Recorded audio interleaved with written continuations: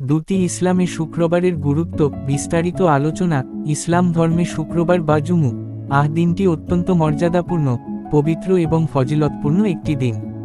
জুমু শব্দের অর্থ একত্রিত হওয়া বা সমবেত হওয়া। এই দিনে পৃথিবীর বিভিন্ন প্রান্তের মুসলমানরা একসাথে মসজিদে সমবেত হয়ে জুমার নামাজ আদায় করে।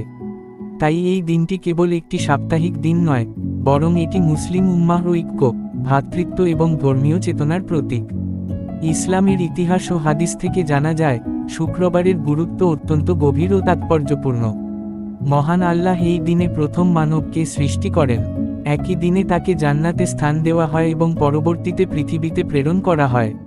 অর্থাৎ মানবজাতির সূচনা এবং পৃথিবীতে জীবনের শুরু এই দিনের সাথেই জড়িত। এছাড়াও হাদিসে বর্ণিত আছে যে, কিয়ামত বা পৃথিবীর শেষ দিনও এক শুক্রবারেই সংঘটিত হবে। এসব গুরুত্বপূর্ণ ঘটনার কারণে শুক্রবারকে ইসলামে বিশেষ মর্যাদা প্রদান করা হয়েছে। ইসলামের মহানবী হজরত মুহাম্মদ সাল্লাল্লাহু আলাইহি ওয়াসাল্লাম শুক্রবারকে সপ্তাহের সেরা দিন হিসেবে ঘোষণা করেছেন। তিনি বলেছেন, এই দিনে এমন একটি সময় রয়েছে যখন বান্দা আল্লাহর কাছে যে দোয়া করে তা কবুল হয়। তাই মুসলমানরা এই দিনে বেশি বেশি ইবাদত, দোয়া, জিকির ও দরুদ পাঠ করে। শুক্রবার মুসলমানদের জন্য সাপ্তাহিক ঈদের দিনের মতো, কারণ এই দিনে সবাই একত্রিত হয়ে আল্লাহর ইবাদাতে মগ্ন হয়। জুমার নামাজ ইসলামের একটি গুরুত্বপূর্ণ ফরজ ইবাদত, যা বিশেষভাবে শুক্রবারে আদায় করা হয়। এই নামাজ আদায়ের আগে খুতবা দেওয়া হয়, যেখানে মুসলমানদের ধর্মীয়, সামাজিক ও নৈতিক শিক্ষা প্রদান করা হয়। খুতবা শোনা জুমার নামাজের একটি গুরুত্বপূর্ণ অংশ। ইসলামের ইতিহাসে প্রথম জুমার নামাজ আদায় করা হয় যখন মক্কা থেকে হিজরত করেন।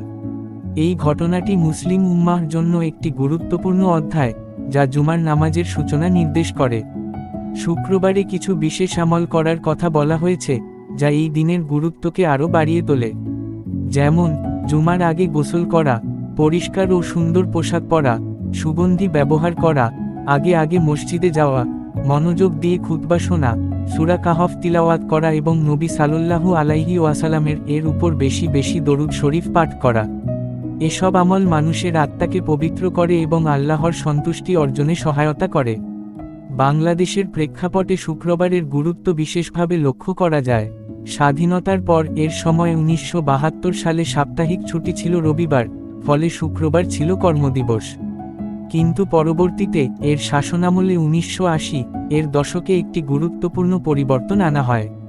তিনি শুক্রবারকে সাপ্তাহিক ছুটির দিন হিসেবে ঘোষণা করেন, যাতে মুসলমানরা সহজে জুমার নামাজ আদায় করতে পারে এবং ধর্মীয় কার্যক্রমে অংশগ্রহণ করতে পারে।